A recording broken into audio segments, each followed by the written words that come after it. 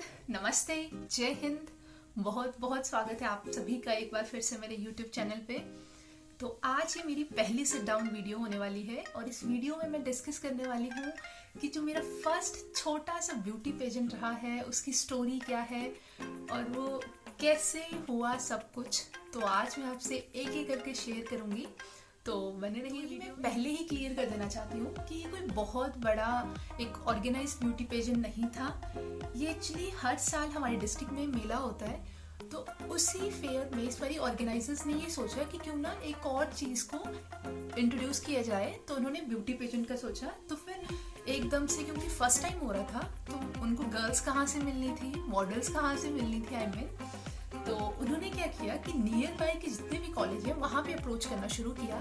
तो हमारे टीचर्स ने आगे हमें अप्रोच किया।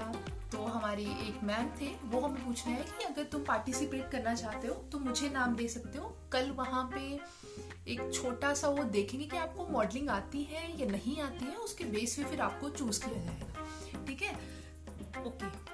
तो फिर हम नाम दे चुके थे। तो नेक्स्ट डे फिर उन्होंने हमें बुलाया था कि चूज करनी थी उन्होंने लड़कियां, क्योंकि बहुत सारे नाम आए थे। तो वहाँ पे एक मिसेस हिमाचल रह चुकी हैं, उनका नाम मुझे अभी याद नहीं आ रहा है, शायद उषा करके था या क्या था, मुझे एग्जैक्टली नाम याद नहीं आ रहा है। तो उनको बुलाया था, उन्होंने हमें थोड़ी बहुत मॉडलिंग बताई पहले करके कि आप भी करो। फिर उन्होंने हमारी मॉडलिंग देखी, उस बेसिस पे उन्होंने कुछ 20 गर्ल्स को उसमें चूज किया था। ठीक है, तो उसमें तो हम सिलेक्ट हो चुके थे।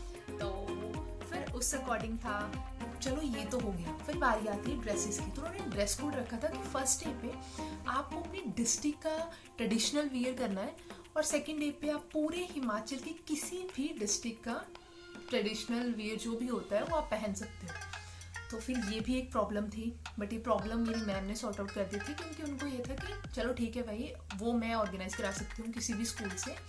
तो सेकंड डे का तुम खुद देख लेना, फर्स्ट डे का मैंने करवा दिया। तो फिर चलो फर्स्ट डे का तो हो गया था। फिर सेकंड डे का ऐसे डिस्कस करते करते मुझे अपने फ्रेंड से पता चला कि वहाँ पे एक शॉप है AP3 अपैरल्स करके मारवी में, वहाँ पे आपको रेंटेड क्लोथ्स मिल सकते हैं। तो हो सकता है शायद आपको वहाँ पे मिल जाए। तो मैं वहाँ पे गई और मुझे वहाँ पर जो अपर के लोग पहनते हैं रिस्टा और वो सब कुछ, मतलब मुझे पहाड़ी अटायर करना था, तो मुझे वहाँ पे मिल गया अपने अकॉर्डिंग। तो चलो कपड़ों की प्रॉब्लम भी सॉर्ट आउट हो गई। फिर उन्होंने बोला था कि आपकी जो ज्वेलरी होगी तो हो सके तो ओरिजिनल होनी चाहिए और एकदम ट्रेडिशनल होनी चाहिए, कि जैसे ट्रेडिशनल नथ होती है, ट्रेडिशनल आपके जितने इयररिंग्स होते हैं, आपके नेक पीस होता है, तो सारा ट्रेडिशनल होना चाहिए। तो वो तो कोई इशू नहीं था, क्योंकि मुझे अपने मम्मा के मिल जाने थे, तो वो भी सॉर्ट आउट हो गया। तो चलो भाई, फिर आता है पहला दिन, जब रात को 7 बजे शुरू होना था प्रोग्राम और शायद 7:30 के करीब हमारी फर्स्ट परफॉर्मेंस थी। तो क्योंकि फर्स्ट टाइम हो रहा था तो उतना कुछ पता था नहीं। तो यस, उन्होंने जैसे हमें बताया था हमें वैसे ही वहाँ पे जाके परफॉर्म करना था और फर्स्ट डे सिर्फ अपना इंट्रो देना था। फिर आता है वो दिन जब हमें अपने परफॉर्मेंसेस देनी है और फर्स्ट डे पे हमें ये बोला गया था कि आपको आगे जाना है, मतलब मॉडलिंग करते हुए आना है, वहाँ पे अपनी इंट्रो देनी है और फिर से एक राउंड मॉडलिंग का करना है और पीछे जाके खड़े हो जाना है। तो चलो भाई, हमारा नाम अनाउंस होता है, हम स्टेज पे जाते हैं और मैंने, क्योंकि ये हमें प्री प्लान पता था कि भाई ठीक है अपनी इंट्रो ही तो देनी है और वो पहाड़ी में देनी है, तो इंट्रो मैंने तैयार कर ली थी प्रॉपर पहाड़ी में और बहुत अच्छे से कर ली थी। और फिर हम चले गए भाई स्टेज पे and I feel so good कि मैंने पार्ट लिया, क्योंकि मुझे बहुत मज़ा आ रहा है। तो कहीं ना कहीं अच्छा लगता था शायद मुझे ये करना, बट कभी मैंने परस्यू नहीं किया। तो मुझे बहुत अच्छा लग रहा था वहाँ पे, मैंने वॉक करी एंड कॉन्फिडेंट तो थी ही मैं, क्योंकि मुझे ऐसा कोई डर था नहीं, क्योंकि सब कुछ प्री प्लान था। इंट्रो तो भाई प्री प्लान ही होगी ना। फिर तो मैंने उसमें थोड़ा सा फन एलिमेंट भी ऐड किया था। तो जैसे ही मेरी बारी आई, मैंने पूरे प्रॉपर पहाड़ी में अपनी इंट्रो दी थी और उसमें थोड़ा सा मैंने फन एलिमेंट भी शुरू किया था, कि जैसे मैंने बोला था कि मुझे, अब इसको मैं हिंदी में बोलूँ या पहाड़ी में, चलिए पहाड़ी में बोल देती हूँ। तो मैंने वहाँ पे बोला था कि मुझे नचने का बड़ा शौक है, बट गाँव सिर्फ बाथरूम में ही। फन एलिमेंट्स उसमें ऐड किए थे, क्योंकि बहुत अच्छा उभर के आया था वहाँ पे। और मुझे आज भी याद है, बहुत हुटिंग हुई थी जब मैंने अपनी इंट्रो दी थी और फिर वॉक करके आई थी। और सभी ने बहुत तालियां बजाई थी। तो first day was fabulous for me, बहुत बहुत अच्छा गया था। फिर बारी आती है सेकंड डे पे। अब भाई बोल तो मैं आई थी, ठीक है कि मुझे डांस करना अच्छा लगता है, गाना अच्छा नहीं लगता है, ठीक है।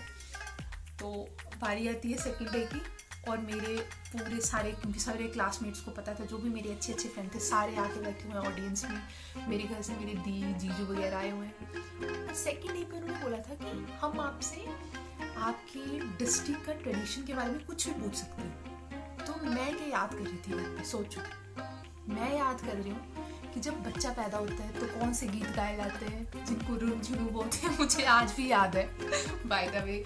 और जब किसी की मैरिज होती है तो कौन से गाने गाए जाते हैं, डेथ रिचुअल्स क्या क्या हैं, आप के जो सॉन्ग होते हैं उनका क्या मतलब है। जैसे बिलासपुर में 7 धारें पाई जाती हैं, तो प्रॉपर मैंने पूरा रट के आई हूँ। और जब नेक्स्ट डे था, बैक ऑफ द माइंड मेरे वही चला हुआ है कि जब कोई पैदा होता है तो ये वाले गाने होते हैं, किसी की डेथ होती है तो ये होता है, ये होता है, ये प्रॉपर। मुझे ये था कि फर्स्ट डे तो बहुत अच्छा गया, अब सेकंड तो मतलब, क्योंकि मुझे बोलना शुरू कर दिया था मेरे फ्रेंड्स ने, भाई तू ही जीतेगी, फर्स्ट डे तो तेरा फैब था तो बेस्ट तो तेरा ही होगा। और मैं पूरी की यार, ये तो मेरी पूरी है यार, मेरे को तो सभी पता है कि जब कोई पैदा होता है तो क्या गाते हैं और क्या होता है।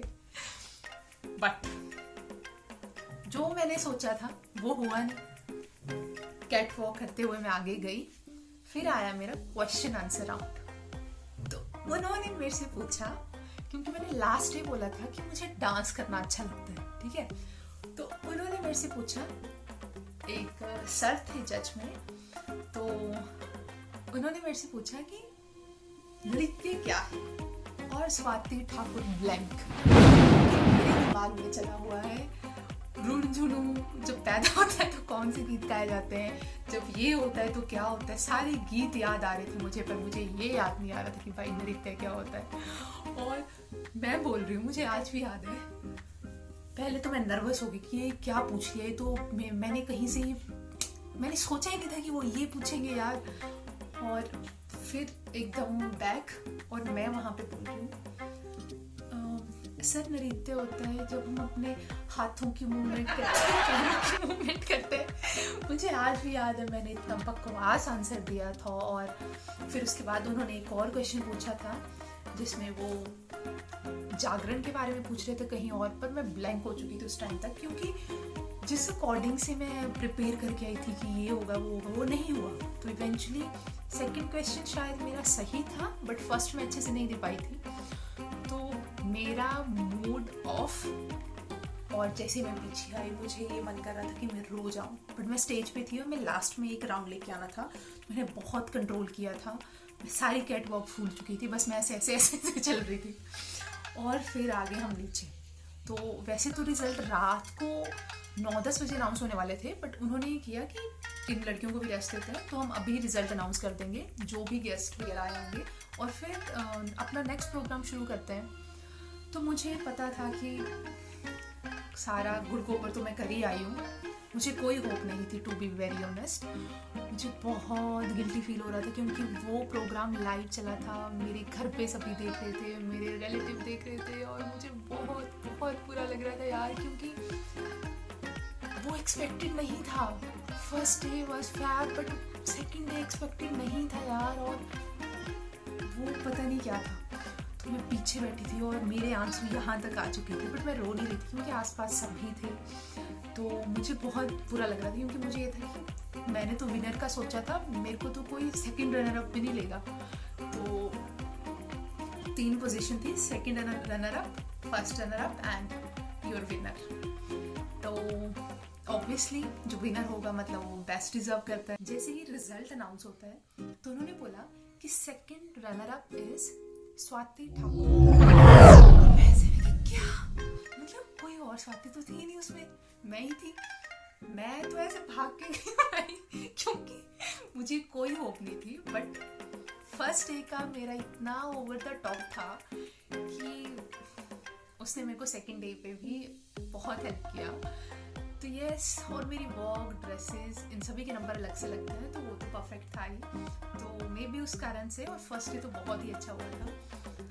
तो मैं सच बताऊं, उस टाइम पे जब पहले मैं ये सोच रही थी ना कि मुझे तो विनर बनना है, उस टाइम पे मुझे सेकंड नंबर पे ऐसा लग रहा था कि भाई सांस आ गई है मुझे। और मतलब जो भी था अच्छा था यार। और फिर ऑब्वियसली जो सेकंड और थर्ड फर्स्ट जो विनर थे वो तो ऑब्वियसली डिजर्विंग ही होने थे।